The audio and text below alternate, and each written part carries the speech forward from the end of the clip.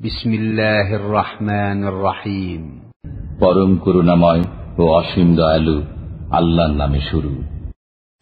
আল্লাহু লা ইলাহা ইল্লা হুয়াল হাইয়ুল কাইয়্যুম লা তা'খুযুহু সিনাতুন ওয়া লা নাওম লাহু মা ফিস সামাওয়াতি ওয়া মা ফিল আরদ মান যাল্লাযী ইয়াশফা'ু 'ইনদাহু ইল্লা বিইذনিহি يعلم ما بين أيديهم وما خلفهم ولا يحيطون بشيء من علمه إلا بما شاء وسع كرسيه السماوات والأرض ولا يؤوده حفظهما وهو العلي العظيم।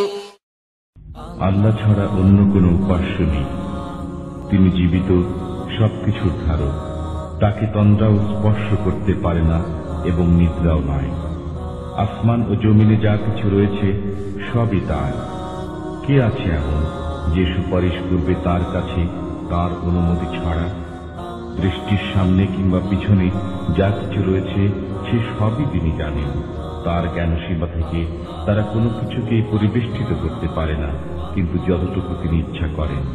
তার সিংহাসন সমস্ত আসমান ও জমিনকে পরিবেষ্টিত করে আছে, আর সেগুলোকে ধারণ করা তার পক্ষে কঠিন নয়। তিনি সর্বোচ্চ এবং সর্বাপেক্ষা মহান। لا إله إلا الله محمد رسول الله لا إله إلا الله محمد رسول الله